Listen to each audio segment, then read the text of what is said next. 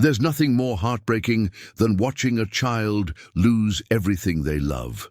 Sometimes the bonds we choose mean more than the blood we're born with. In the mountain village of Threnholm, a giant Viking warrior named Eirik Bearheart stands beneath the gallows. His hands are tied, his face bruised, and the crowd waits for justice.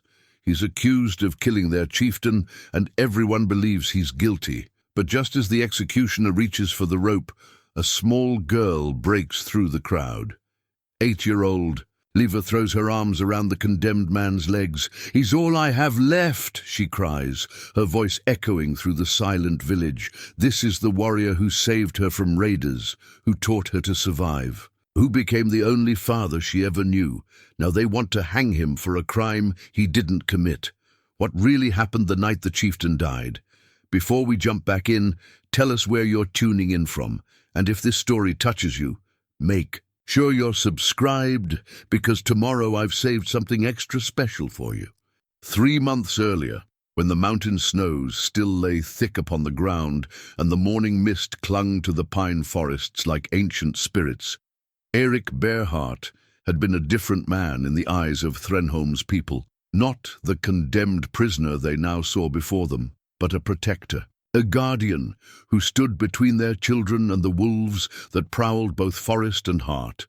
The village of Threnholm perched like an eagle's nest among the granite peaks, its timber halls and stone hearths carved from the very bones of the mountain. Here, where the wind sang old songs through the pines and the streams ran cold with snowmelt, nearly 200 souls made their living from the forest's gifts and the strength of their own hands.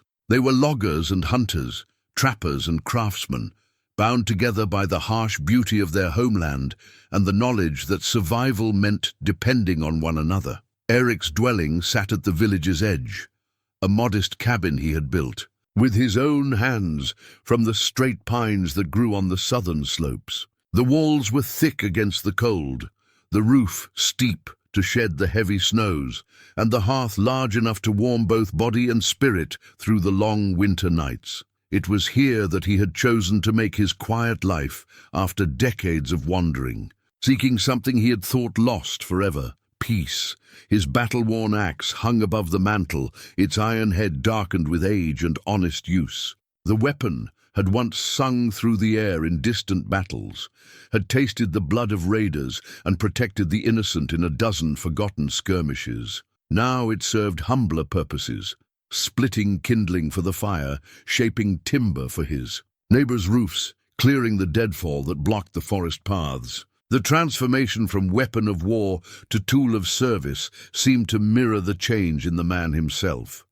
In the mornings, when the first light painted the peaks in shades of rose and gold, Eirik would emerge from his cabin like a mountain come to life, standing nearly 7 feet tall, with shoulders broad as a doorframe and hands that could crush stone or gentle a frightened animal with equal ease. He was a sight that commanded both respect and, from those who knew his reputation, a measure of healthy fear. His beard, shot through with silver despite his 40-odd years, fell nearly to his chest, and his eyes, pale blue as winter ice, held depths that spoke of hard-won wisdom and carefully buried sorrows. But the children of Threnholm knew nothing of fear when they saw him.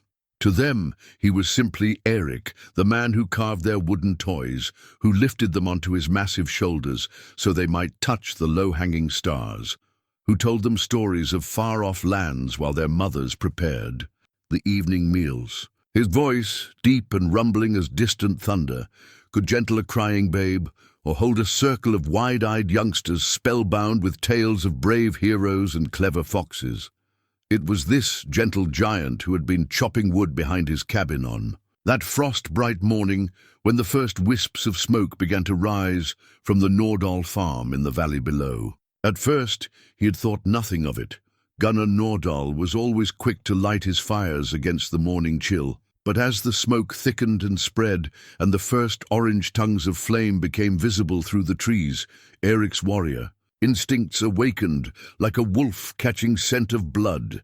He had run down the mountain path with a speed that belied his size, his long legs eating up the distance while his mind calculated possibilities. House fire, perhaps, or a chimney gone wrong. Such things happened in winter, when the fires burned long and hot. But as he drew closer, other details began to register. The acrid smell of burning thatch mixed with something fouler, the wrongness of the silence where there should have been shouts, and the sounds of a family fighting to save their home. The Nordahl farmstead was already half consumed when Eirik reached the clearing. The main house blazed like a funeral pyre, its timber walls crackling and spitting sparks into the grey morning sky.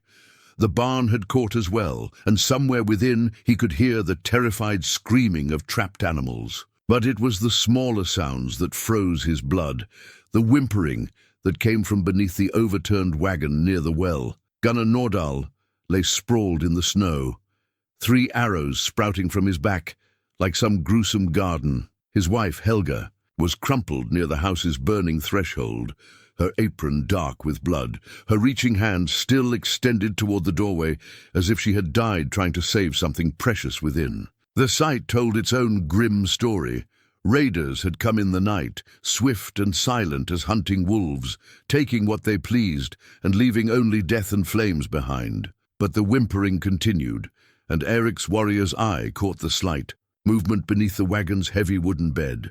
He heaved the massive cart aside as easily as another man might move a table, and there, pressed into the muddy snow like a broken flower, lay a small girl. She could not have been more than 8 years old, her dark hair matted with blood from a gash along her scalp, her woolen dress torn and stained. Her eyes, large and brown as a deer's, stared up at him with a mixture of terror and desperate hope that cut through his battle-hardened heart like a blade.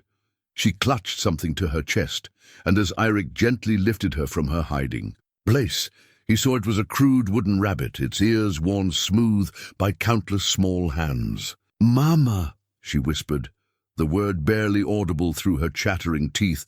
"Is Mama—" Eirik's throat tightened. In all his years of war and wandering, he had seen such scenes too many times. The aftermath of violence that spared neither age nor innocence. But somehow, looking into this child's trusting eyes, the weight of all those other tragedies seemed to settle upon his shoulders like a mountain of stone. "What is your name, little one?" he asked, his voice as gentle as he could. "Make it Liva," she whispered. "Liva Nordahl." "Well, Liva Nordahl," Eirik said, wrapping her carefully in his thick winter cloak. "I am Eirik, and I promise you this. No more harm will come to you while I draw breath." The journey back to his cabin became a pilgrimage of sorts, each step carrying them both away from death and towards something neither quite understood yet.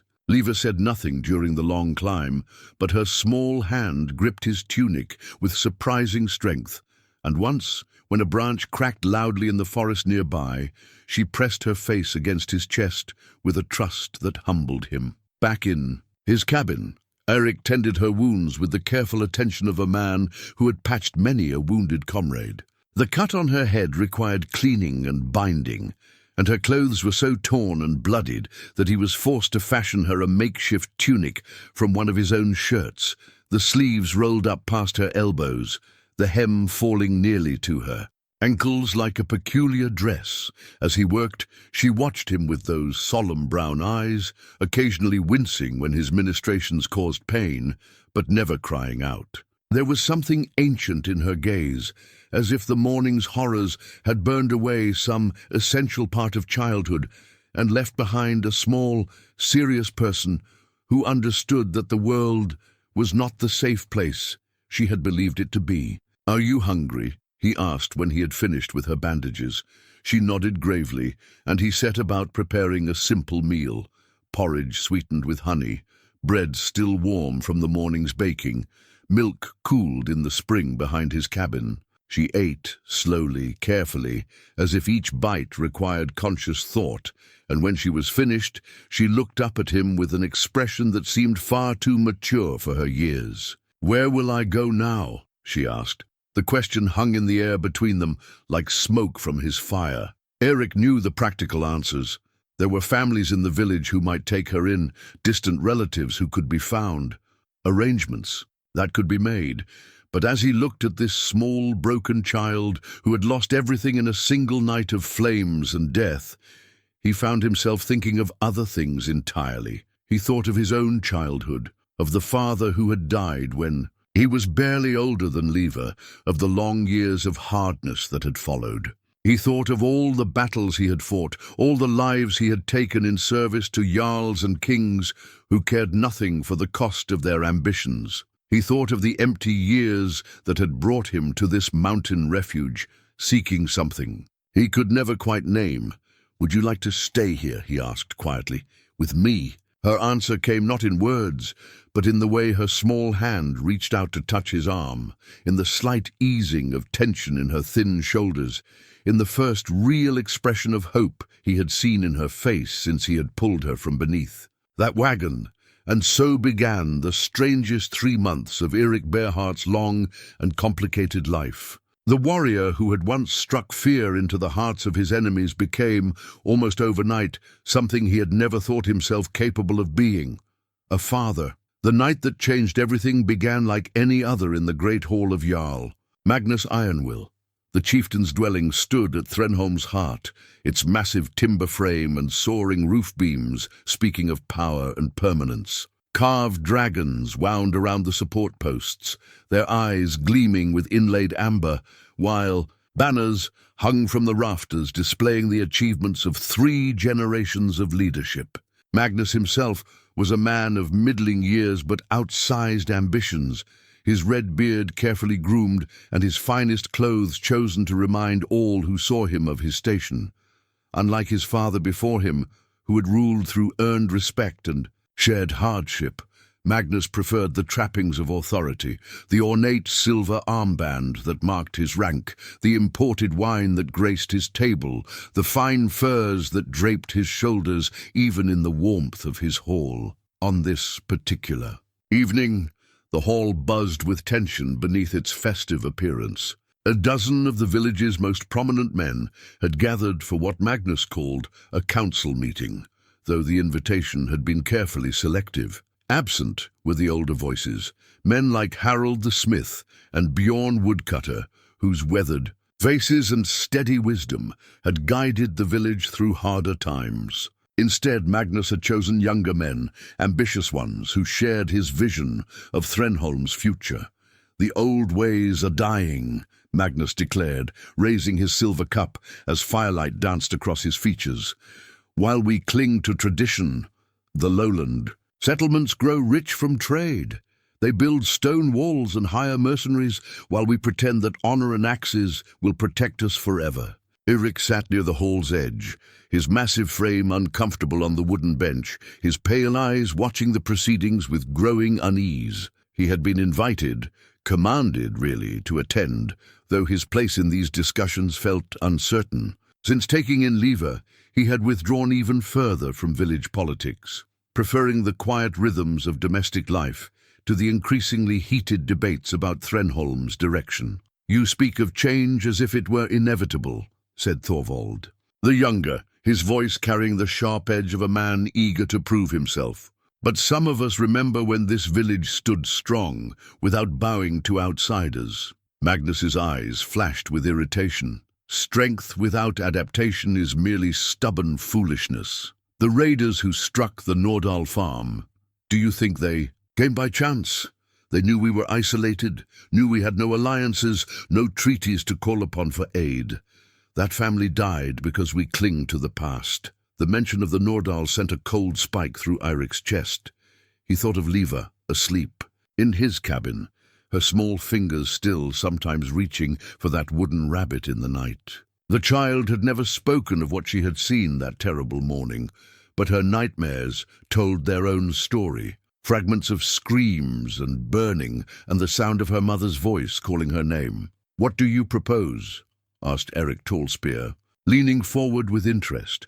"Alliance with the lowlanders? They care nothing for mountain folk except as a source of timber and furs." "Not alliance," Magnus said, his voice dropping to a conspiratorial whisper. Partnership. There are men of influence in the southern settlements who would pay handsomely for what we have, not just our goods, but our location. A stronghold in these mountains could control the passes, could tax the trade routes that run between the northern and southern kingdoms. The word tax hung in the air, like the smell of something rotten. These were free people, mountain folk, who had never bent the knee to distant kings or paid tribute to foreign lords. The very suggestion struck at the heart of what Threnholm had always been. "You speak of making us merchants," Eirik said quietly, his deep voice cutting through the murmur of conversation. "Of turning our home into a toll gate." Magnus turned toward him, and there was something sharp and calculating in the chieftain's gaze. "I speak of survival, Bearheart. Or would you prefer we wait for the next raid? Perhaps they'll leave you, another orphan to collect." The insult struck home with surgical precision. Around the hall, men shifted uncomfortably in their seats, recognizing the deliberate cruelty of the words. Eirik's hands clenched slowly into fists, the knuckles standing out white against his weathered skin. "That child has a name," he said, his voice carrying a dangerous quiet. "And her family died defending what they believed in, not bartering it away to the highest bidder. Her family died because they were weak and alone," Magnus shot back. "Just as this village will die if we don't adapt to the changing world." The argument that followed grew heated, voices rising and falling like waves against stone. Some supported Magnus's vision of profitable partnership with southern merchants. Others, led by Thorvald, argued for strengthening traditional defenses and alliances with neighboring mountain settlements. Eirik found himself increasingly isolated, his calls for patience and careful consideration falling on deaf ears. As the evening wore on and the ale flowed more freely, the discussion grew more pointed, more personal. Magnus seemed determined to provoke Eirik, making subtle references to his violent past, questioning his fitness to raise a child, suggesting that a man who had lived by the sword might not understand the complexities of peaceful governance. "Perhaps," Magnus said, fingering the silver armband that marked his authority, "we need leaders who think beyond the reach of their axes." "And perhaps," Eirik replied, rising to his full imposing height, "we need leaders who remember that some things are worth more than silver." The confrontation might have escalated further, but the evening was growing late, and several of the men were beginning to take their leave. Eirik himself prepared to go, eager to return to his cabin and check on Liva, who sometimes woke from nightmares and needed comforting. But as he moved toward the door, Magnus called out to him, "A word, Bearheart," in private. The hall emptied slowly, men filing out into the cold night air with subdued farewells and meaningful glances. Soon only, Eirik and Magnus remained facing each other across the dying embers of the great fire. "You think me cruel," Magnus said, his voice softer now, almost conversational, "but I'm trying to save this village. The world is changing whether we like it or not. We can change with it, or we can disappear. There are some changes not worth making," Eirik replied. "Some prices too high to pay." Magnus smiled, but there was no warmth in it. "Spoken like a man who has everything he wants. And tell me, Bearheart, what would you do to protect that child of yours? How far would you go to keep her safe?" The question struck oddly, something in its phrasing setting off warning bells in Eirik's mind. But before he could analyze the feeling, exhaustion and the long evening's tensions pressed down upon him like a weight. His head felt heavy, his thoughts sluggish in a way that seemed wrong somehow. "I should go," he said, though his voice sounded distant to his own ears. "Liva will be fine," Magnus finished. "Children are resilient creatures. They adapt to whatever world we give them." Eirik moved toward the door, but his steps felt unsteady, the floor seeming to shift beneath his feet. The last thing he remembered clearly was Magnus's voice following him out into the night, saying something about choices and consequences and the price of standing in the way of progress. When consciousness returned, it came slowly, painfully, like climbing out of a deep, dark well. Eirik's head pounded with a rhythm that matched his heartbeat, and his mouth tasted of copper and something bitter. He tried to move and felt the bite of rope around his wrists, tried to speak and managed only a harsh croak. Gradually, the world came into focus around him. He was lying on the floor of the village storehouse, early morning light filtering through the small windows. His clothes were stained with something dark that he realized with growing horror was blood, but not his own. Voices approached from outside, and he heard the heavy bar being lifted from the door. Thorvald entered first, followed by Harold, the smith, and several other village elders. Their faces were grim, their eyes holding a mixture of sorrow and accusation that made Eirik's stomach clench with dread. "Awake, are you?" Harold said, his voice heavy with disappointment. "Good. We have questions that need answering."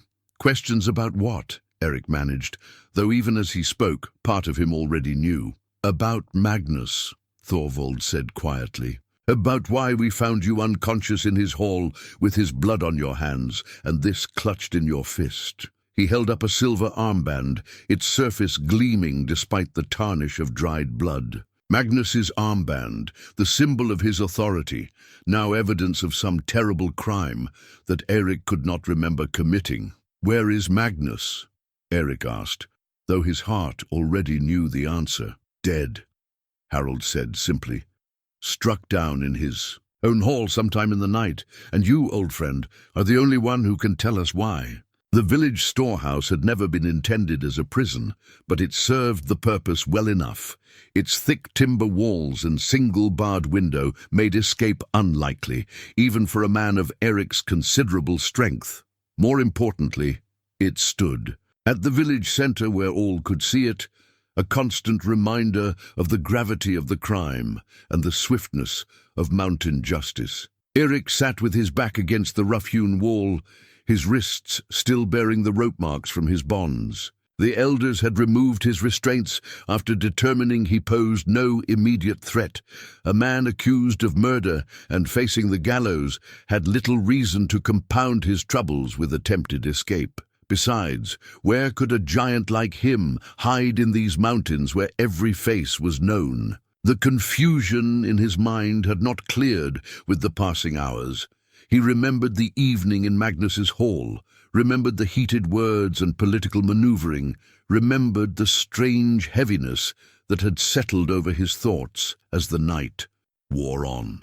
But between his decision to leave and waking up bloodied and bound, there stretched a void as complete as if those hours had been cut from his life with a sharp blade. What troubled him most was not the gap in his memory. He had been struck senseless in battle before, and knew how the mind could fail when the body was damaged. What troubled him was the certainty he felt deep in his bones that he had not killed Magnus Ironwill. The man had been arrogant and short-sighted, perhaps even dangerous to the village's traditional ways, but Eirik had never been one to settle. Disputes with midnight murder. The sound of small feet on the wooden steps outside drew him from his brooding. He recognized the rhythm of those footsteps before the door opened, knew the careful way they tested each board, as if unsure of their welcome. When Liva appeared in the doorway, her dark hair braided with unusual care and her small face set in lines of fierce determination, Eirik's heart clenched with a mixture of joy and sorrow. She carried a wooden bowl covered with a clean cloth, and clutched against her side was the carved rabbit he had made for her. The same toy she had held during those first terrible days after the raid. Her brown eyes were red-rimmed but dry, and there was something in her expression that reminded him of her mother, in the moments before Helga Nordahl had died defending her home. "I brought you porridge," she said, her voice steady despite the tremor he could hear beneath the words. "Astrid the healer helped me make it. She said you would be hungry." Eirik accepted the bowl with hands that shook slightly, touched by the simple kindness of the gesture. The porridge was warm and sweetened with honey, prepared exactly as he had taught her to make it during their quiet mornings together. But more nourishing than the food was the sight of her face, the proof that she was well and safe despite the chaos that had torn their small world apart. "How are you managing, little one?" he asked gently. "Are you staying with someone? Are they treating you well?" "I'm staying with Astrid," Liva replied, settling cross-legged on the floor beside his bench with the unconscious grace of childhood. "She has many herbs and knows stories about the old gods, but her cabin is too quiet. I keep listening for your voice telling tales before sleep." The simple honesty of her words cut deeper than any accusation the village elders might level against him. Eirik had come to treasure those evening rituals, the way Liva would curl against his side while he spun stories of brave warriors and clever animals, the way her breathing would slow and deepen as sleep claimed her, the way she had learned to trust that she was safe in his protection. "The people say you killed Jarl Magnus," she said suddenly, her young voice matter-of-fact in the way that children could be when discussing terrible things. "They say you were angry and struck him down in his hall. And what do you think, Liva?" She considered this with the seriousness she brought to all important questions, her small fingers stroking the wooden rabbit's worn ears. "I think you would not kill a man in anger," she said finally. "When you are angry, you chop wood until your axe grows dull. When you are sad, you carve things from pine and give them to children. When you are worried, you check the door locks 3 times and bank the fire just so. But you do not kill." Her certainty humbled him, this small child's faith in his character when the entire village seemed ready to believe the worst. But it also terrified him, because if he had not killed Magnus, then someone else had, someone clever enough to make. It appeared as though he were guilty, someone with reason to want both the chieftain dead and Eirik blamed for the crime. "Tell me about that night," he said carefully. "After I left for the hall, did you see anything unusual? Hear anything strange?" Liva shook her head. "I fell asleep by the fire, like always. But I woke when Astrid came knocking. She seemed frightened, kept looking over her shoulder as if something followed her through the dark. She said there had been trouble, that I needed to come with her quickly." "Did she say what kind of trouble?" "Only that you would not be coming home for a while. She gathered my things very fast, as if she feared to stay in our cabin. When I asked if I could wait for you to return, she said," Liva paused, her young face troubled by the memory. "She said you might not return at all." The implications of this settled over Eirik like ice water. If Astrid had known to come for Liva before the news of Magnus's death had spread, then someone had told her what to expect. Someone had known, perhaps even before the crime was committed, that Eirik would be blamed for it. Footsteps on the stairs announced another visitor, and Astrid herself appeared in the doorway. The village healer was a woman of middle years, her greying hair bound back in practical braids, and her clothes marked with the stains of her trade. She had always been one of the more thoughtful residents of Threnholm, slower to judge and quicker to question than most of her neighbours. "Liva," she said gently, "you should not linger here. People are watching and tongues are already wagging about your loyalty to a condemned man." "He is not condemned yet," Liva replied with stubborn dignity, "and he is not a murderer." Astrid's eyes met Eirik's over the child's head, and he saw something there that gave him hope, doubt perhaps, or at least the willingness to consider that things might not be as simple as they appeared. "Come, child," Astrid said, extending her hand. "We have herb gathering to do, and the morning grows late." Liva rose reluctantly, clutching her wooden rabbit tighter. As she reached the door, she turned back to look at Eirik with eyes that held far too much sorrow for one so young. "I will see you tomorrow," she said, as if the words themselves could make it true. After they left, Eirik sat alone with his thoughts and the growing certainty that he was caught in a web far more complex than a simple accusation of murder. Someone wanted him dead or gone, and they had been clever enough to use Magnus's death as the means to achieve that end. The question that haunted him was simple enough to ask but might prove impossible to answer.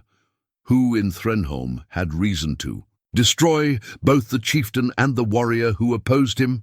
And more importantly, could he discover the truth before the village's thirst for justice claimed his life and left Liva truly orphaned in a world that had already taken everything else? From her, The second day of Eirik's imprisonment brought visitors of a different sort. Where Liva had come with porridge and unwavering faith, the village elders arrived with grim faces and pointed questions. Harold the smith led the delegation, his weathered hands folded carefully over the silver armband that had sealed Eirik's apparent fate. "We need the truth, Bearheart," Harold said without preamble, settling his considerable bulk onto a wooden stool someone had brought for the interrogation. "The village is demanding justice, and there are some who speak of taking matters into their own hands if we delay too long." Thorvald the younger stood near the window, his restless energy evident in the way he shifted from foot to foot. Unlike Harold, whose disappointment seemed rooted in old friendship, Thorvald's anger burned bright and immediate. He had been Magnus's most vocal supporter in recent months, and the chieftain's death had left him without a patron and hungry for vengeance. "Tell us again what you remember," Harold continued. "Every detail, no matter how small." Eirik had been over the events 100 times in his mind, probing the edges of that strange void in his memory, like a tongue seeking a sawtooth. "I remember the argument in the hall.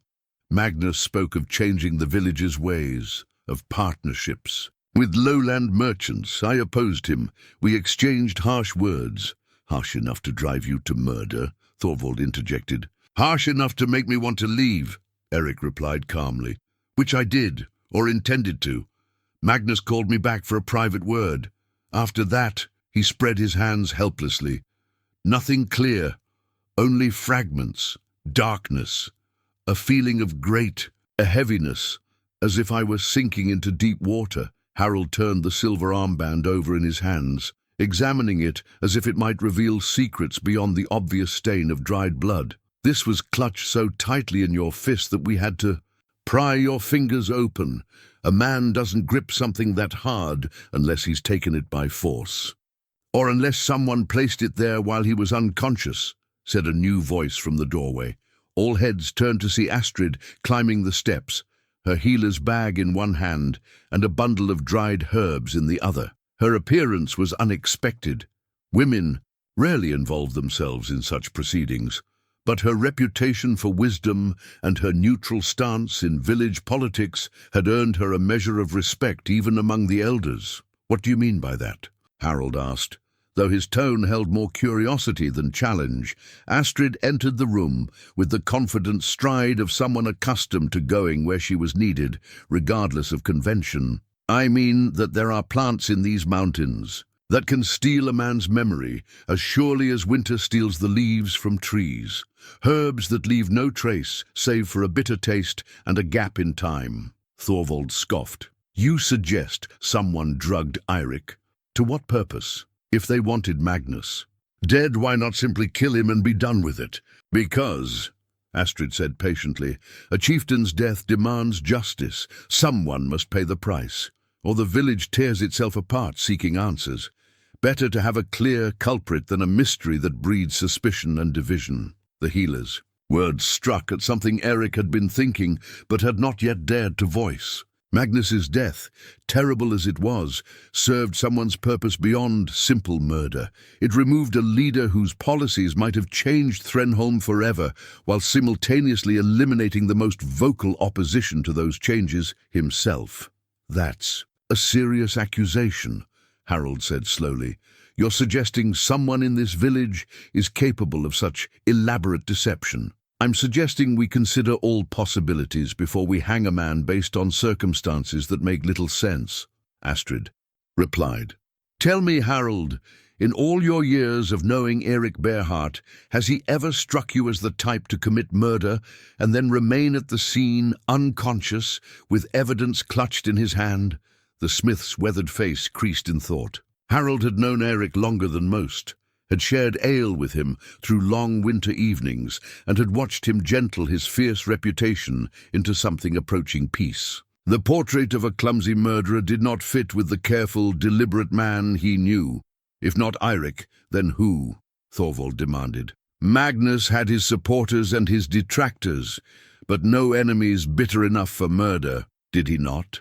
Astrid asked, mildly, A man who spoke of changing everything his people held dear, who wanted to transform free mountain folk into toll collectors for southern merchants. Such ambitions make enemies, even among those who smile and nod in public. Eirik felt a spark of hope kindle in his chest. For the first time since waking in blood and confusion, someone was asking the right questions, looking beyond the obvious evidence to the deeper currents that moved beneath Threnholm's surface. "There's something else," he said carefully. "Something I remembered this morning. When Magnus called me back for that private conversation, he asked me a strange question. He wanted to know how far I would go to protect Liva. The way he phrased it, it felt like a threat." Harold's eyes sharpened with interest. A threat against the child, or a suggestion that my connection to her made me vulnerable to pressure? Eirik replied, "Someone who knew me well would understand that threatening her would be the surest way to drive me to desperate action."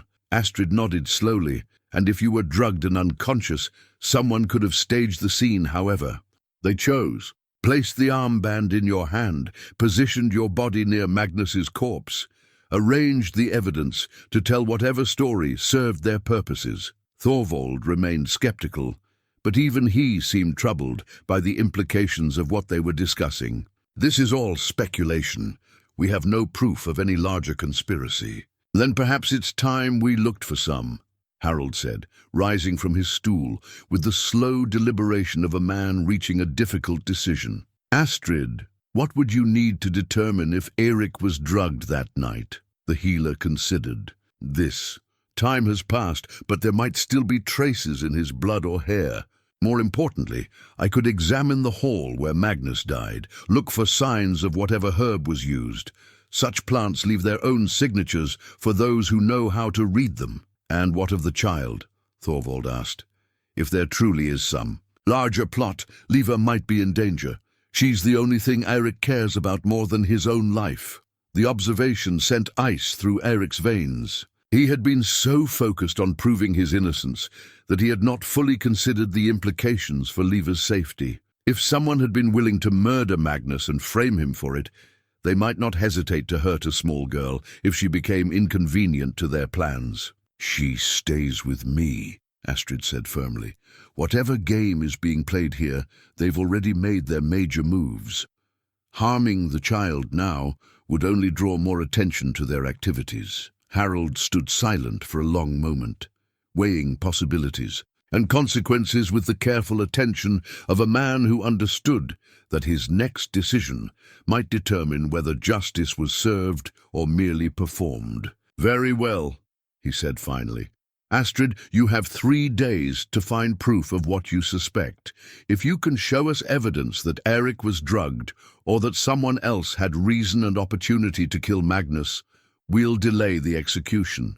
But if you find nothing, then I'll stand beside you at the gallows," Eirik said quietly, "and pray that Liva finds someone else to protect her from the wolves." Astrid's investigation began before dawn on the 3rd day, when the village still lay, wrapped in morning mist, and most of its inhabitants remained safely behind their doors.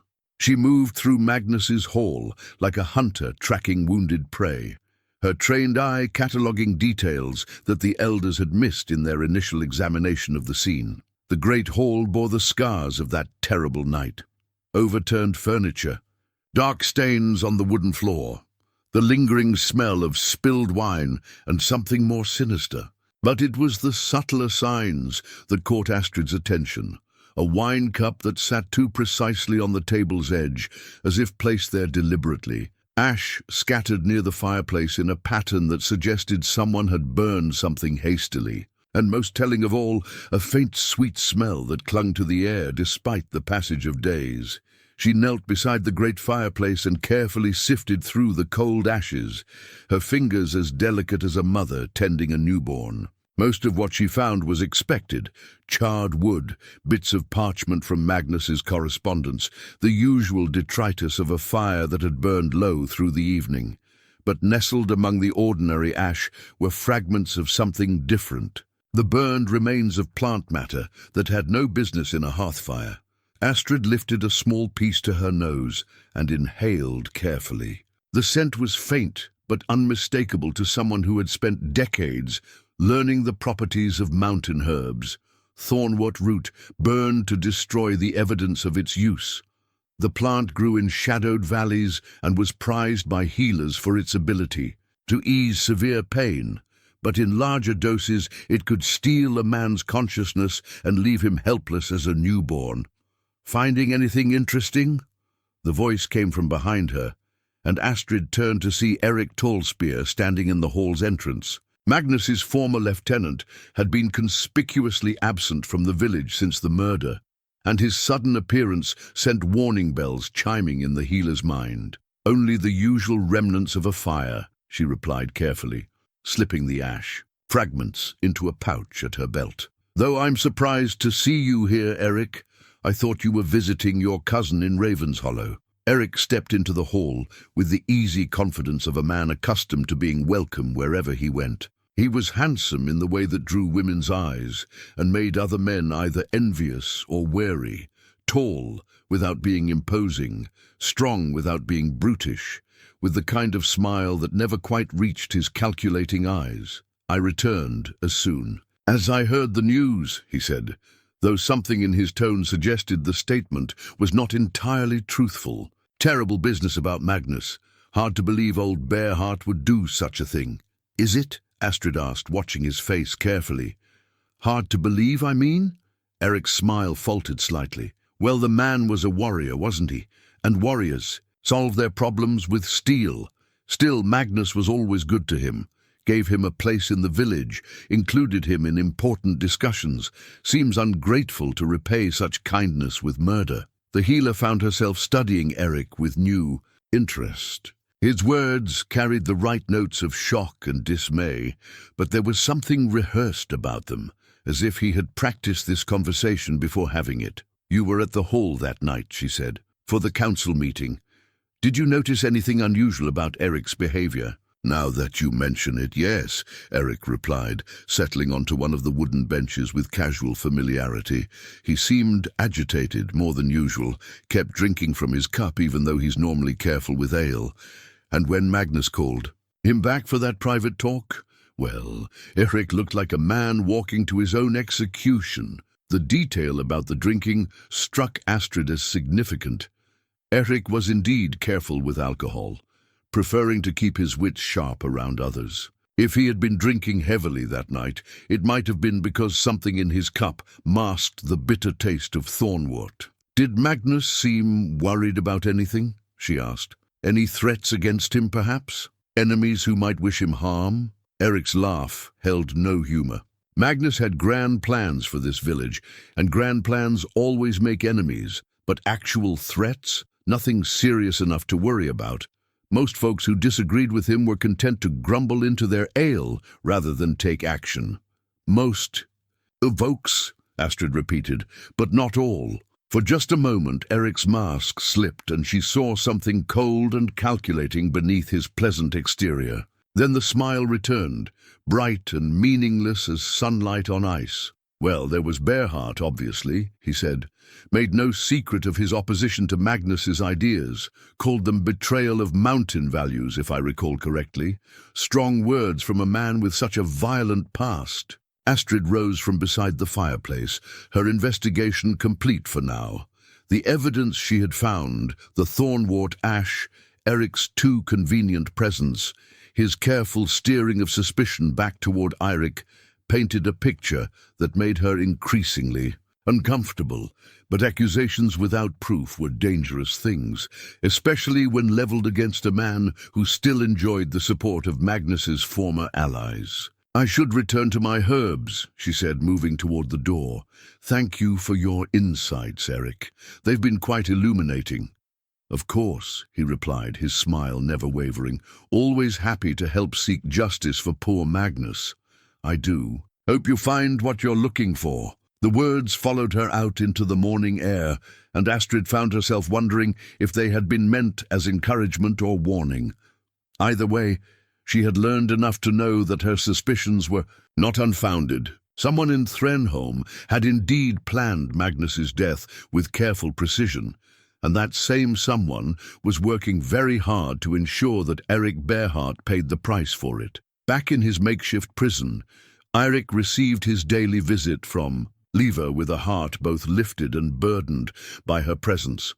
The child seemed smaller each day, as if the weight of his situation was slowly crushing her spirit.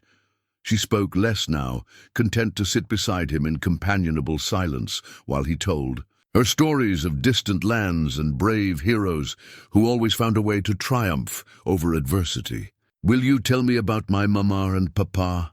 she asked suddenly, her small voice cutting through one of his tales about a clever fox who outwitted a pack of wolves. The request surprised him.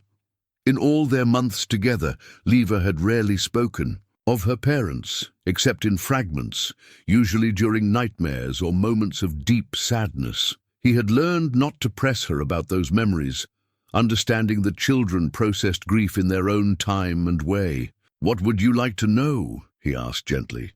"Did they love each other, the way married people in stories love each other?" Eirik considered this carefully. He had known Gunnar and Helga Nordahl well enough to see them interact, to observe the quiet partnership that had sustained them through the challenges of mountain life. "Yes," he said finally. "They loved each other very much. Your father would watch your mother work in her garden with the same expression other men wore when looking at gold or fine weapons. And your mother, she would pack extra food in his lunch on days when he had to travel far for timber, and she always made sure his favorite tunic was clean for village gatherings." Liva nodded solemnly, as if these details confirmed something important in her young mind. "Astrid says that love doesn't die when people do, that it stays in the world, looking for new places to grow." The wisdom of the observation, filtered through a child's understanding, struck Eirik with unexpected force. Perhaps that was what had happened between them. The love that Gunnar and Helga could no longer give their daughter had found its way to him, creating bonds stronger than blood or law. "Astrid is a wise woman," he said quietly, "and she's working very hard to help us." "I know," Liva replied, clutching her wooden rabbit tighter. "She told me that truth is like spring water. It always finds a way to the surface, no matter how deep someone tries to bury it." The fourth day brought darker clouds and heavier rain, as if the mountain itself mourned the division that had torn through Threnholm's heart. Astrid worked through the storm with the determined patience of someone who understood that time was running short. Her investigation had yielded fragments of truth, but fragments would not save a man's life or protect a child from those who saw her as an inconvenience to their plans. She found Harold the smith in his forge, working iron with the rhythmic precision that had made him one of the most respected craftsmen in the northern mountains. The familiar ring of hammer on anvil provided a steady counterpoint to the rain drumming on the roof, and the forge's heat created a pocket of warmth in the growing chill of autumn. "I need to speak with you," she said without preamble, settling onto a stool near the fire, "about what I've found and what it means."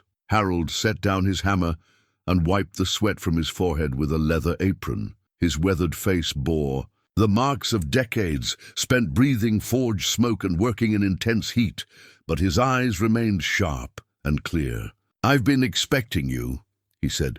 "The whole village is talking about your investigation. Some are saying you're wasting time trying to save a guilty man.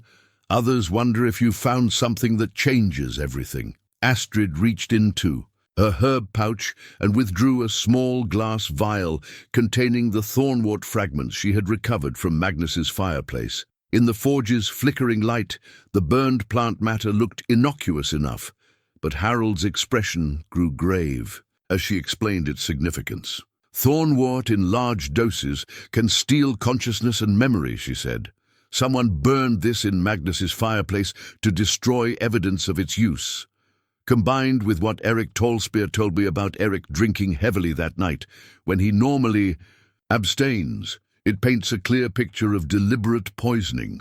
Harold examined the vial carefully, his craftsman's eye noting details that others might miss. "This would require planning, Someone would need to know about the council meeting, about Eirik's opposition to Magnus's plans, about the private conversation afterward. They would need access to the hall and knowledge of how to prepare the drug. More than that, Astrid continued, they would need a reason to want both Magnus and Eirik removed from the village power structure. Magnus for his policies, Eirik for his opposition to them. The smith's face darkened with understanding.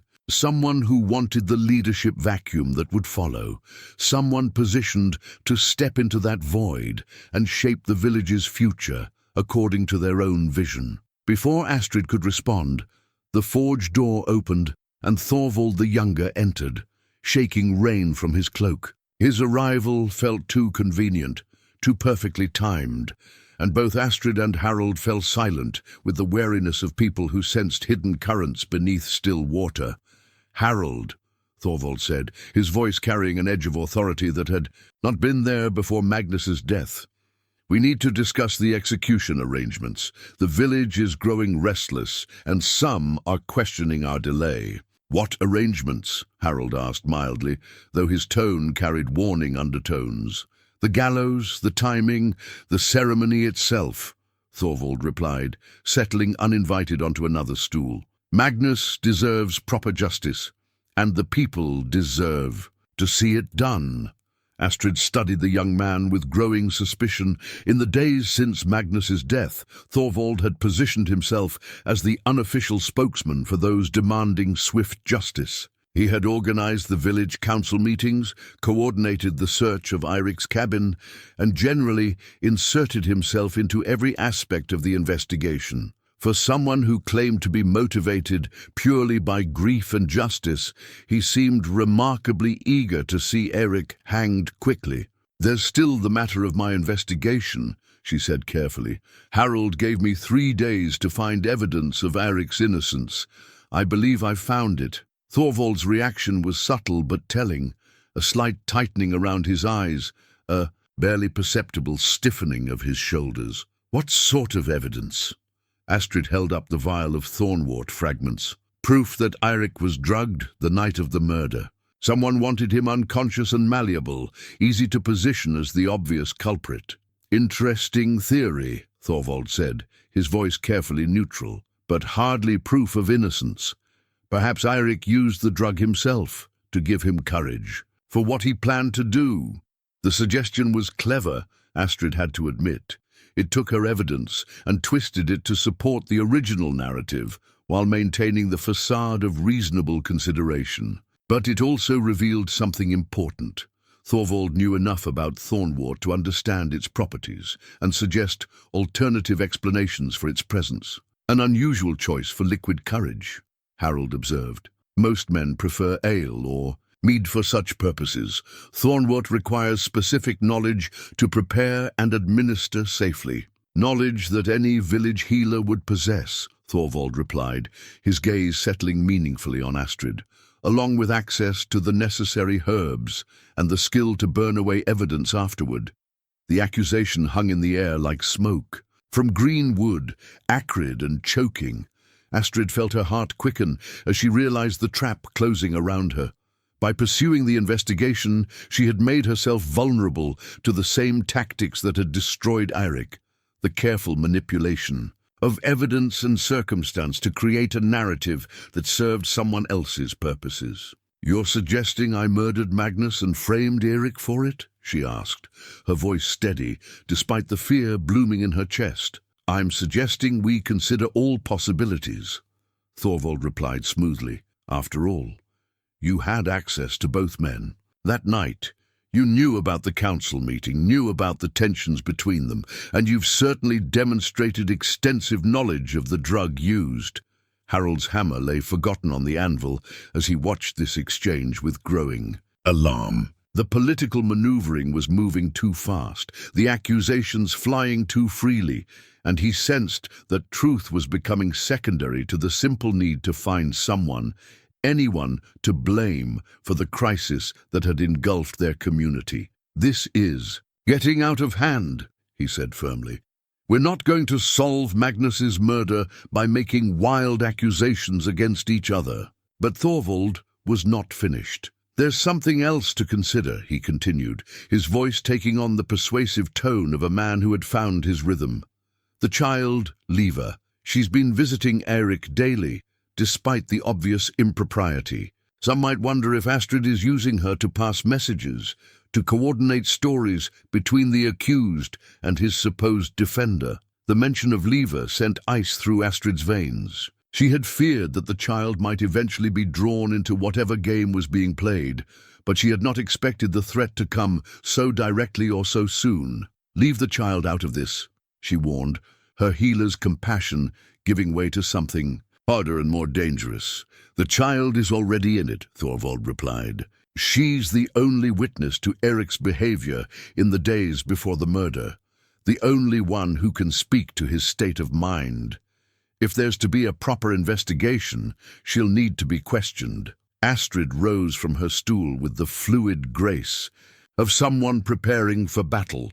The game had moved beyond evidence and investigation now, had entered the realm of direct threat and counter-threat. Whatever Thorvald's ultimate goal, he was willing to use an 8-year-old child as a weapon to achieve it. "Harold," she said, her voice carrying quiet authority, "I need you to gather the other elders, all of them, tonight. It's time this village heard the full truth about what happened to Magnus and what's been happening since." As she moved toward the door, Thorvald called after her, "Be careful, Astrid. The truth has a way of revealing more than we expect. Sometimes it's better to let sleeping wolves lie." The warning was clear enough, but Astrid was beyond the point where threats could deter her.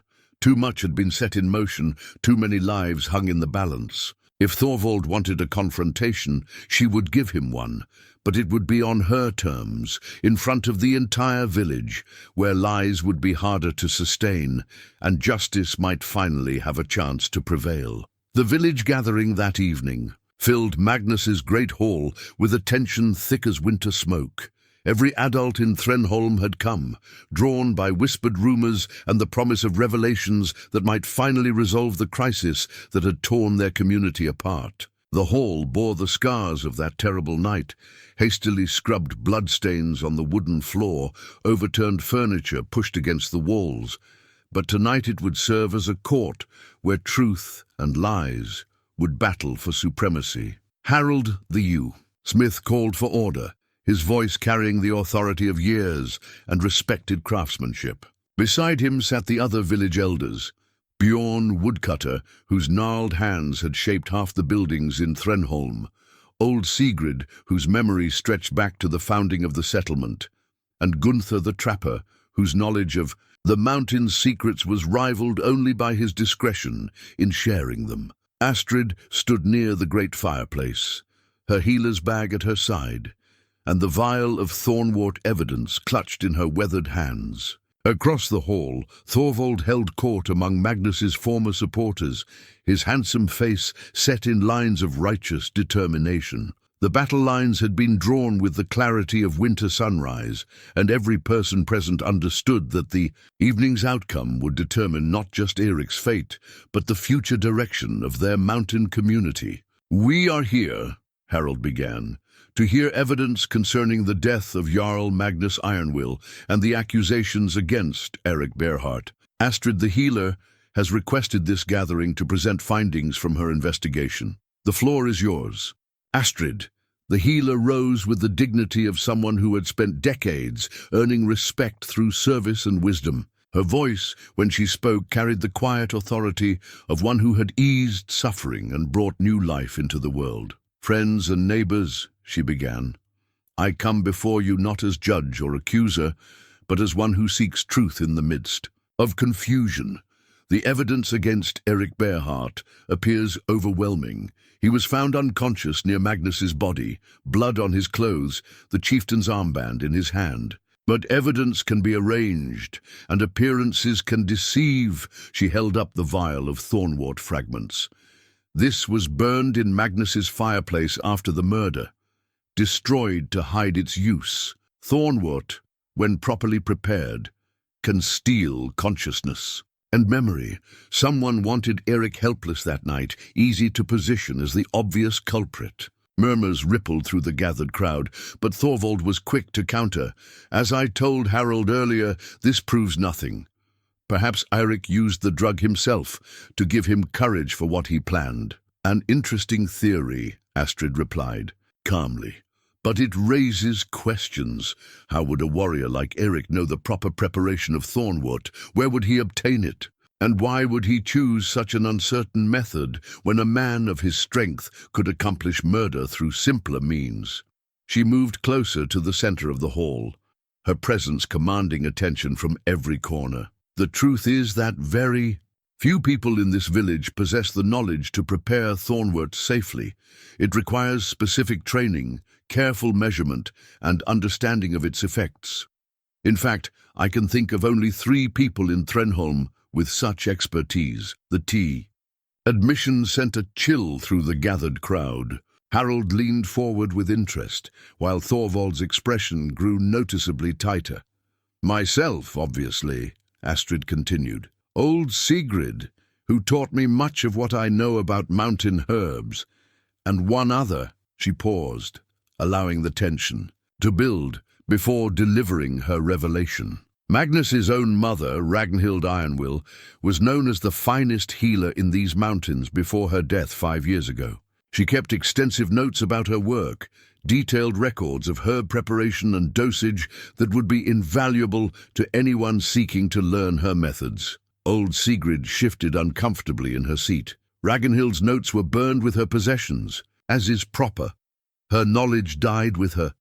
Most of her notes, yes, Astrid agreed, but not all. Some were preserved by someone who valued their contents more than tradition. From her healer's bag, she withdrew a leather-bound journal, its pages yellowed with age, and its cover worn smooth by countless hands. The sight of it caused several gasps of recognition from the older villagers who remembered Ragnhild's meticulous record-keeping. I found this hidden in a place where few would think to look, Astrid announced. It contains detailed instructions for preparing thornwort, along with observations about its effects on different types of people. The margins are filled with more recent notes, written in a hand I recognize. She opened the journal to a marked page and read aloud.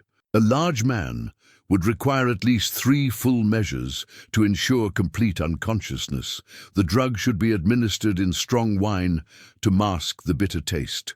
Effects begin within minutes and can last several hours, leaving the subject malleable and confused. The words fell into the hall's silence like stones into deep water. Harold's weathered face had gone pale with understanding, while other villagers exchanged meaningful glances as implications became clear. "Whose hand?" Harold asked, though his tone suggested he already suspected the answer. Astrid's gaze moved across the crowd until it settled on a figure near the hall's side entrance. Eirik Tall Spears, the man who has been notably absent from the village since Magnus's death, despite claiming to be visiting family in Raven's Hollow. All eyes turned to Eirik, who had been attempting to remain inconspicuous near the doorway. His handsome face bore an expression of calculated calm, but there was something in his eyes that suggested a wolf cornered by hunters. "That's a serious accusation," he said, his voice steady despite the circumstances. "Do you have proof beyond stolen journals and wild theories?" "I have more than that," Astrid replied. "I have the testimony of your cousin in Ravenshollow, who confirms that you never arrived there as claimed. I have witnesses who saw you near Magnus's hall on the night of the murder, despite your claims of having left early. And I have something else." She reached again into her bag and withdrew a small silver pin, its surface tarnished, but its design still clearly visible. A stylized raven with outstretched wings. This was found near the fireplace, where the thornwort was burned. "It's a distinctive piece, isn't it, Eirik? I believe it fell from your cloak while you were destroying evidence." Eric's hand moved involuntarily to his throat, where his cloak was fastened with an identical pin. The gesture was small but telling, and several villagers noted it with grim understanding. But it was Thorvald who provided the final piece of the puzzle, his face flushing red with sudden anger. "You're lying!" he shouted, rising from his seat with barely controlled fury. "Eirik was with me that night. We were—" He stopped abruptly, realizing too late what he had revealed. The admission hung in the air like a blade poised to fall, and Harold's eyes narrowed with sudden comprehension. "You were what, Thorvald?" the smith asked quietly. "Where were you and Eirik that night, if not where you claimed to be?" The young man's composure cracked like ice under summer sun. He looked around the hall desperately, seeking support from faces that had grown cold and suspicious. The trap had sprung with devastating effectiveness, and he found himself caught between admission and perjury, with no escape in either direction. "We were planning," he said finally, his voice barely above a whisper, "planning for what would come after. Magnus had to be stopped. His ideas would have destroyed everything our people hold dear. But it wasn't supposed to happen like this." The confession exploded through the hall like thunder in clear sky. Villagers, who had moments before been calling for Eirik's blood, now stared in shock at the two men who had orchestrated an elaborate deception to achieve their political goals. Eirik, seeing that concealment was no longer possible, straightened with the dignity of a man accepting inevitable defeat. "Magnus would have sold this village to southern merchants," he said, his voice carrying no trace of remorse. "He would have turned us into tax collectors for foreign lords. We acted to preserve our way of life." "By committing murder?" Harold asked, his voice heavy with disgust. "By doing what was necessary," Thorvald replied, some of his old fire returning. "And yes, by ensuring that the blame fell on someone whose opposition made him expendable anyway. Eirik Bearheart was already an outsider, already suspected of violent tendencies. His guilt would have been accepted easily enough. The casual cruelty of the admission, the willingness to sacrifice an innocent man and orphan a child for political convenience, sent a wave of revulsion through the gathered crowd. Whatever sympathy some might have had for their motives evaporated in the face of such calculated callousness. As the full scope of the conspiracy became clear, one question remained unspoken but urgent in every mind. What justice could possibly answer for such betrayal of everything their mountain community claimed to value? The revelation in Magnus's hall sent shockwaves through Threnholm that would be felt for generations. As Eirik and Thorvald were bound and placed under guard, the village found itself confronting a crisis that went far deeper than a simple murder. The conspiracy had exposed fractures in their community that many had preferred to ignore, the growing divide between tradition and change, the dangerous ambitions that could lurk beneath familiar faces, and the terrible ease with which innocent blood could be spilled in service of political goals. Harold moved through the aftermath with the steady deliberation of a man who understood that the hardest work lay ahead. The immediate crisis had been resolved, the true killers identified, Eirik's innocence established, but trust, once shattered, proved far more difficult to rebuild than reputation. "Release him," Harold told the guards at the storehouse, his weathered face showing every one of his 60-odd years. "Eirik Bearheart is a free man, cleared of all charges." The moment when Eirik emerged from his makeshift prison would remain etched in the memory of everyone who witnessed it. The great warrior stood blinking in the afternoon sunlight, his massive frame somehow diminished by days of confinement and the weight of false accusation. But it was the sight of Liva running toward him that truly captured the essence of the moment. A small girl launching herself into the arms of the only father she had ever known, both of them weeping with relief and joy that their bond had survived the storm. Astrid watched the reunion from a respectful distance, her healer's heart swelling with satisfaction at wounds beginning to heal. But even in triumph, she understood that the village's recovery would take time. The conspiracy had not emerged from nothing. It had grown from real concerns about Threnholm's future, real disagreements about how mountain folk should respond to a changing world. "What happens now?" asked Bjorn Woodcutter, settling his ancient bones onto a bench outside the storehouse. With Magnus dead and his supporters discredited, who leads us? It was the question that hung over every conversation, every gathering, every attempt to return to normal life. The village's traditional structure had been built around strong leadership and community consensus, but the murder had poisoned both. How could they trust any leader after seeing how ambition could corrupt? How could they reach consensus when the very foundations of their disagreement remained unresolved?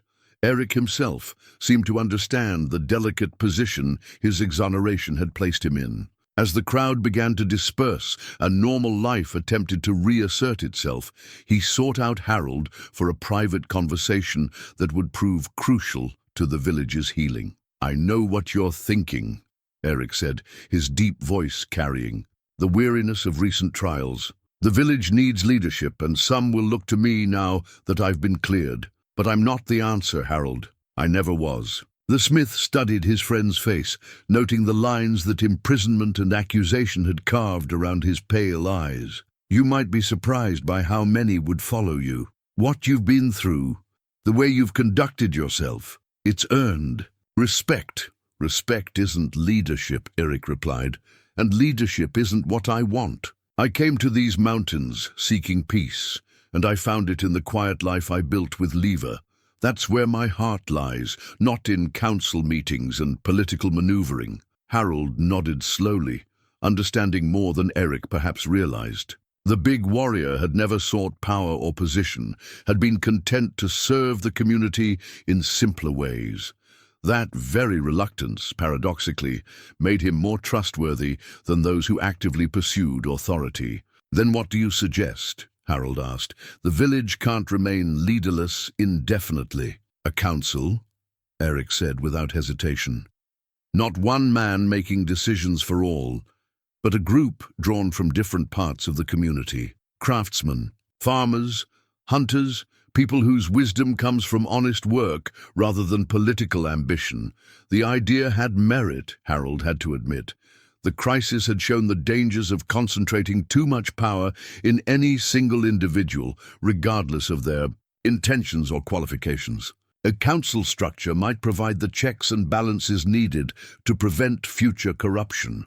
But even as they discussed practical solutions, both men understood that the deepest challenge lay not in structures of governance, but in the human heart. The conspiracy had succeeded not just because Eirik and Thorvald were ambitious, but because they had tapped into real fears and legitimate concerns about the village's future.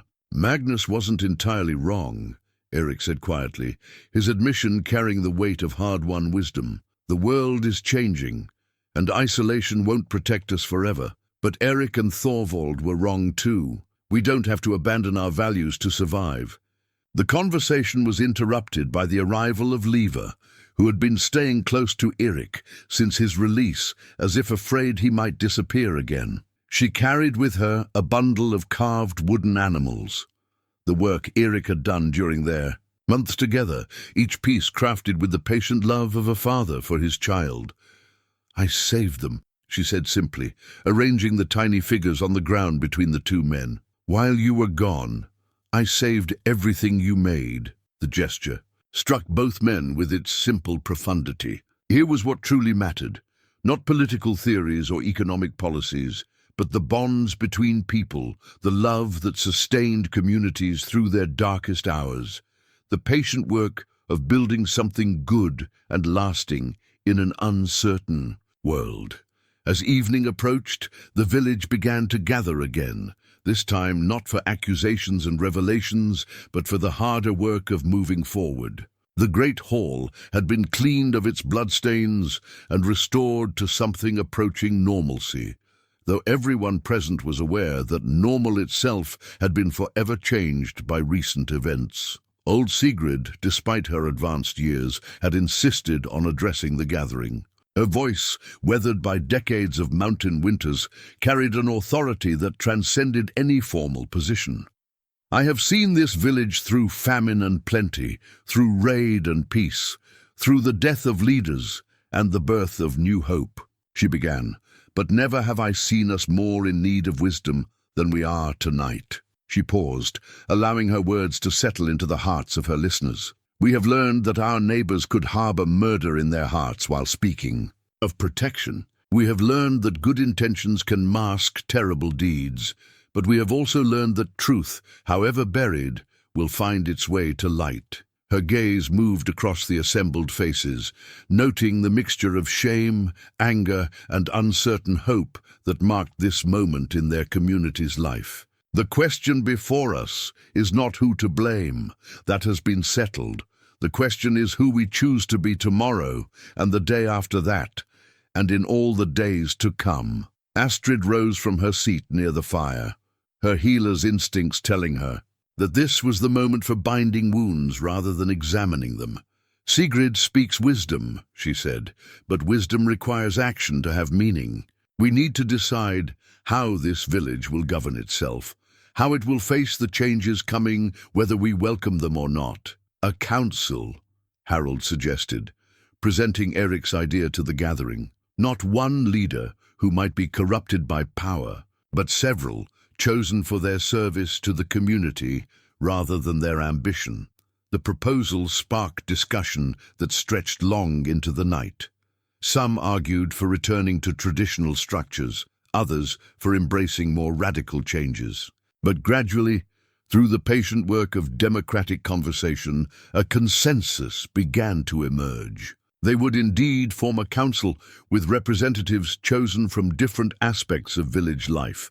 Decisions would be made collectively, with no single voice carrying enough weight to dominate the others. And, perhaps most importantly, they would establish regular gatherings where any member of the community could raise concerns or propose changes. It was not a perfect solution, human institutions never were, but it represented something valuable, the determination to learn from their mistakes and build something better from the ruins of their former certainties. As the meeting drew to a close, Eirik stood to address his neighbors one final time. The big warrior looked different somehow, not diminished by his ordeal, but refined by it, like iron shaped by forge fire into something stronger and more useful. "I want to thank those who believed in my innocence," he said, his deep voice carrying to every corner of the hall. "But more than that, I want to thank those who were willing to question their assumptions and seek truth even when it was uncomfortable.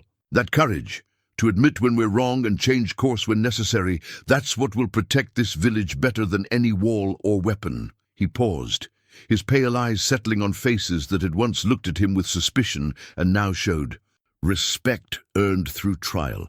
"I make this promise to you all. I will serve this community as I always have, not through ambition or authority, but through honest work and faithful protection of what we hold dear. And I will teach my daughter to do the same, so that the next generation might be wiser than we have been." The applause that followed was not the wild celebration of vindication, but the deeper satisfaction of a community beginning to heal. Outside, the mountain wind sang through the pines, with voices that spoke of endurance and renewal, of cycles of loss and recovery that stretched back to the world's beginning. Tomorrow would bring new challenges, new decisions to be made, and problems to be solved. But tonight, Threnholm had rediscovered something precious that had nearly been lost in the pursuit of simpler solutions. The understanding that true strength came not from the power to command, but from the wisdom to serve and the courage to choose truth over convenience, even when the cost was high. The dawn that followed the village council meeting brought with it a crisis no one had anticipated. Eirik woke to find Liva's sleeping alcove empty, her small blanket cast aside as if she had risen in haste. At first, he felt only mild concern. The child had always been an early riser, and after days of confinement, she might simply have wanted to greet the morning air and feel the freedom of movement once again. But as minutes stretched into an hour with no sign of her return, concern deepened into worry, and worry into the cold dread that every parent knows when their child's safety hangs in question. Eirik searched their cabin thoroughly, then expanded his hunt to the nearby paths and clearings where Liva often went to practice the woodland skills he had taught her. The discovery came at the edge of the village proper, where the forest paths began their climb toward the higher peaks. Trampled grass and broken branches told a story that made Eirik's blood run cold. Signs of struggle, of a small person being dragged against her will by someone larger and stronger. Most telling of all was the wooden rabbit, dropped in the mud, and bearing the clear imprint of desperate fingers that had clutched it, even as they were pried away. Eirik lifted the carved toy with hands that trembled with more than the morning chill. The rabbit's familiar weight and smooth contours brought memories flooding back. The painstaking hours he had spent shaping it during Liva's recovery from the raid. The way her small face had lit up when he presented it to her. The countless nights she had held it close while he told stories to chase away her nightmares. A folded piece of parchment had been wedged beneath the rabbit's body, and Eirik's warrior instincts told him what he would find even before he unfolded. The message was brief, written in a hand he recognized from the conspiracy's exposure the night before. The old mine shaft beyond Raven's Ridge. Come alone, or the child pays for your meddling. You have until sunset. The note was signed with a simple initial, E, but Eirik needed no further identification. Eirik Tallspear had escaped from his captors sometime during the night, slipping away while the village celebrated the resolution of their crisis. Now he had taken the one thing that could force Eirik into the kind of desperate action that logic and wisdom would normally forbid.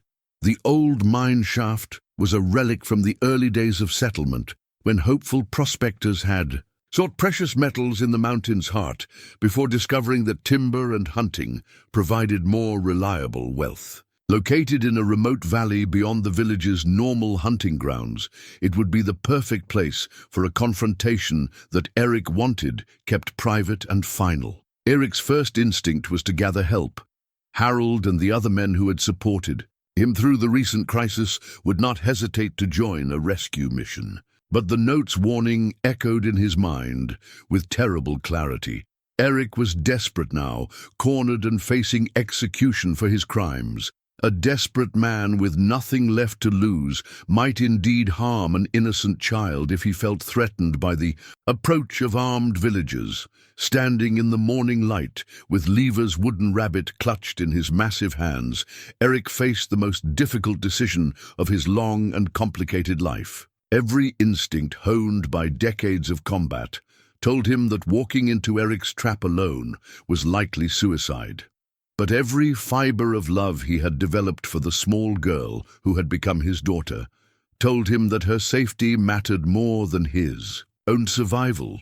The choice, when it came, felt less like a decision than a recognition of what had already been determined by the bonds of love and responsibility that had shaped his life. Since the morning he pulled a broken child from beneath an overturned wagon, he would go to the mine shaft, would face whatever Eirik had planned, and would trust that somehow the skills and strength that had carried him through countless battles would prove sufficient to protect the one person who mattered more to him than life itself. But first, he made his own preparations. If this was to be his final battle, he would enter it as the warrior he had always been beneath the peaceful exterior he had cultivated in Threnholm. His battle-worn axe came down from above the mantle, its familiar weight settling into his hands like a greeting from an old friend. The leather armor he had thought never to wear again emerged from the wooden chest where it had waited through months of domestic tranquility. As he armed himself for what might be the last time, Eirik's thoughts turned not to the violence ahead, but to the quiet moments that had defined his time with Liva. Morning lessons in forest craft, evening stories by the fire, the simple joy of watching a traumatized child slowly learn to trust and love again. If he died today, those memories would be his legacy, proof that even a man shaped by war could find redemption in the patient work of nurturing new life. The sun climbed higher as he prepared to leave, each passing moment bringing him closer to sunset and the terrible choice Eirik had promised. But when Eirik finally stepped from his cabin, fully armed and ready for battle, he carried more than weapons and armor. He carried the love of a father for his daughter and the determination that such love, properly wielded, could prove stronger than any force his enemies might array against him. The old mine shaft lay in shadow even at midday, carved into a cliff, face that caught little direct sunlight and seemed to exhale the cold breath of the mountain's depths. Eirik approached with the careful patience of a hunter tracking dangerous prey, his senses alert to every sound and movement in the rocky landscape around him. The silence felt unnatural. No bird songs, no rustle of small animals, as if the very wildlife recognized the wrongness of what was taking place. Eirik's voice echoed from the mine's entrance before Eirik could see him, distorted by stone walls and the acoustics of enclosed space. "You came. I wasn't certain you would, considering how you've grown soft in your domestic bliss." "I'm here," Eirik called back, his deep voice steady despite the rage that burned in his chest. "Release the child. Your quarrel is with me." Laughter drifted from the shadows, bitter and edged with the hysteria of a man who had lost everything and found a terrible freedom in that loss. "My quarrel? You destroyed everything I worked for, everything I believed in. Magnus would have ruined this village with his merchant dreams, but at least there would have been a village left to rule. Now there's nothing but committees and councils and the slow death of everything that made us strong." Eirik stepped closer to the mine entrance, his axe held ready, but not yet raised in open threat. "You killed an unarmed man in his own. You tried to frame me for murder. You've taken an innocent child. Where's the strength in any of that?" "Strength is doing what's necessary." Eirik's voice cracked with emotion. "You wouldn't understand. You're content to play house with your little foundling while the world changes around us, but some of us see farther than the next meal or bedtime story." The conversation was interrupted by a small sound that cut through Eirik's heart like a blade. Liva's voice, frightened but trying to be brave, calling his name from somewhere deep within the mine. The sound galvanized him, transforming worry into focused determination and reminding him why he had come. "I want to see her," he said, his voice carrying the dangerous quiet that had once made enemies tremble. "I want proof she's unharmed." "Of course you do." Eirik emerged from the mine's mouth like a creature of the shadows, dragging Liva behind him with one hand while the other held a knife to her throat. The child looked small and fragile in his grip, her dark hair disheveled and her eyes wide with fear, but there was something in her posture that spoke of the same stubborn courage that had sustained her through the loss of her birth family. "Let her go," Eirik said, raising his axe slightly. "Take me instead. I'm the one you want to punish." "Oh, but this is so much better," Eirik replied, his handsome face twisted with malice. "This is true punishment. Watching you realize that all your strength means nothing when it's her life hanging in the balance. You could probably kill me, Bearheart. You're bigger, stronger, more experienced. But could you do it fast enough to save her? Could you strike before this blade found her throat?" The tactical situation was everything Eirik had feared and worse. Eirik had positioned himself well, using Liva as both shield and leverage, while keeping the mine's entrance at his back for potential retreat. Any direct assault risked the child's life, but time was also an enemy. The longer this confrontation continued, the more unstable Eirik was likely to become. "What do you want?" Eirik asked, though he suspected he already knew the answer. "Justice," Eirik said simply. "You destroyed my life, my future, my purpose. Now you get to experience the same loss. Watch her die, knowing it's your fault. Live with that guilt for whatever time you have left before I finish you too." But even as Eirik spoke, Eirik was studying the situation with the tactical mind that had kept him alive through countless battles. The knife at Liva's throat was real and dangerous, but Eirik's grip on her arm was perhaps not as secure as it appeared. The child was small and quick, and if she could break free for even a moment, As if reading his thoughts, Liva's eyes met his across the rocky ground between them.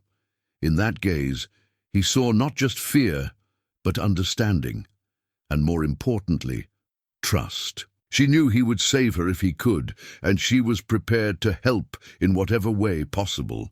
The moment of action came suddenly, triggered by Eirik's own instability. As he gestured with the knife to emphasize a point, his grip on Liva's arm loosened slightly. The child, with the quick reflexes of youth and desperation, twisted away from him and threw herself to the ground just as Eirik's axe left his hand. The weapon spun through the air with deadly precision, its familiar weight and balance guided by years of practice and the desperate love of a father for his child. Eirik had time for one startled curse before the axe blade took him in the chest, driving him backward against the mine's stone wall with a sound that echoed through the valley like thunder. In the sudden silence that followed, Liva scrambled across the rocky ground and into Eirik's arms, both of them trembling with relief and the aftermath of violence barely avoided. 1 year after the conspiracy that nearly tore Threnholm apart, the village had settled into rhythms both familiar and transformed. The morning mist still clung to the pine forests like ancient spirits, and the mountain streams still ran cold with snowmelt.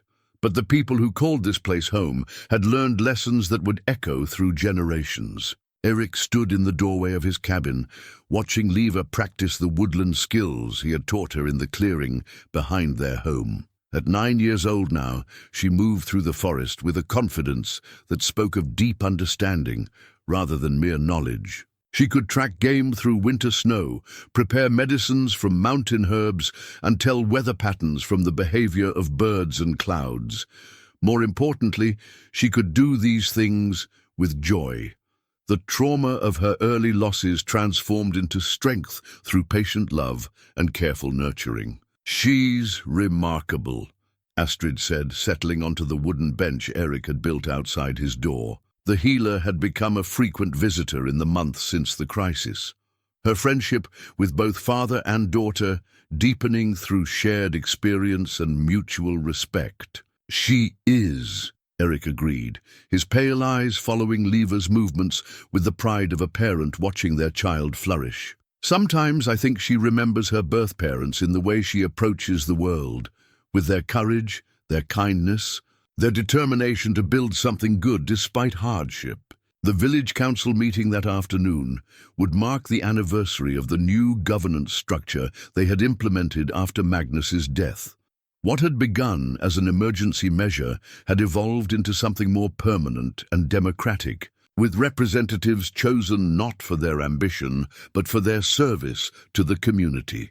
Harold the Smith served as the council's coordinator, his steady wisdom providing continuity while ensuring that no single voice dominated the group's decisions. The changes had not been without challenges. Some villagers still struggled with the slower pace of collective decision-making, preferring the efficiency of strong individual leadership. Others worried that the council structure made Threnholm vulnerable to external threats that might require swift, decisive action. But gradually, through patient trial and necessary error, they had learned to govern themselves with wisdom drawn from their collective experience rather than the vision of any single leader. "Have you given more thought to the council's invitation?" Astrid asked, referring to the ongoing discussions about Eirik's potential formal role in village governance. Eirik shook his head with gentle firmness.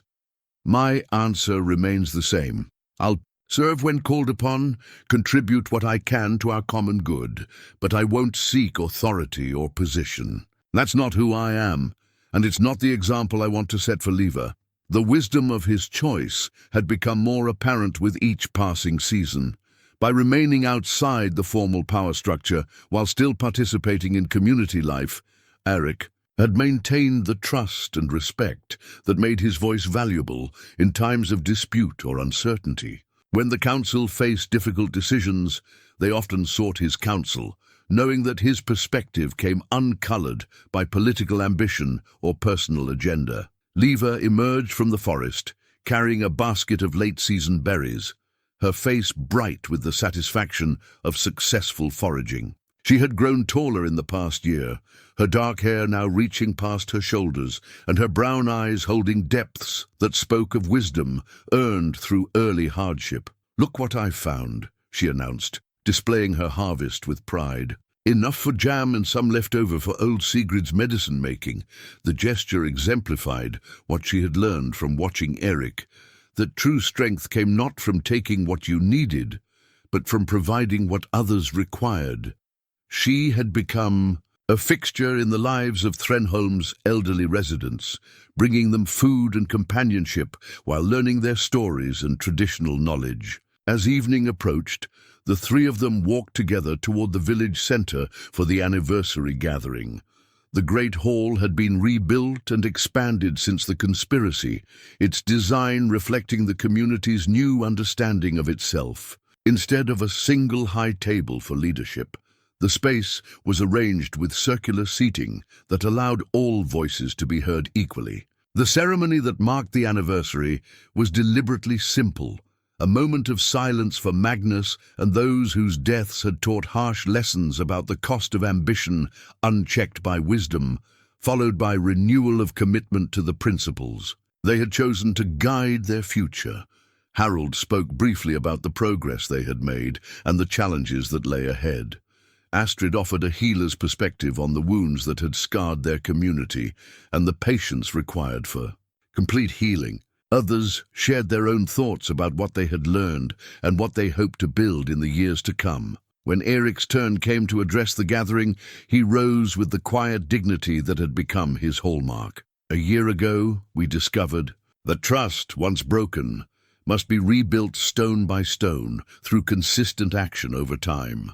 Tonight, I want to speak about something else we've learned, that the bonds we choose can be stronger than those we inherit." His gaze found Liva in the crowd, and the love that passed between them was visible to everyone present. "This child is not my daughter by blood, but she is my daughter by choice, by commitment, by the daily decision to put her welfare above my own convenience. In the same way, we are not bound to each other by accident of birth, but by the conscious decision to share our lives, our struggles, and our hopes for the future." The speech was brief, but its impact profound, reminding everyone present that community was not something that simply existed, but something that had to be chosen and maintained through deliberate action. Later, as father and daughter walked home, beneath stars that seemed unusually bright in the clear mountain air, Liva slipped her hand into Eirik's with the unconscious trust that had become second nature to them both. "Will you tell me a story tonight?" she asked, though at 9 she no longer needed bedtime tales to chase away nightmares. "Of course," Eirik replied, understanding that the request was less about stories than about the comfort of familiar rituals that connected them across the gulf between past trauma and present peace. In the warmth of their cabin, as firelight danced across the wooden walls and the mountain wind sang its ancient songs through the pines, Eirik began a tale about a warrior who discovered that his greatest victory came not from any battle he had won, but from the small daily acts of love that had transformed two broken lives into something whole and beautiful. Outside, Threnholm settled into sleep with the confidence of a community that had faced its darkest possibilities and chosen light, not because the choice was easy, but because it was right, and because they had learned to make such choices together.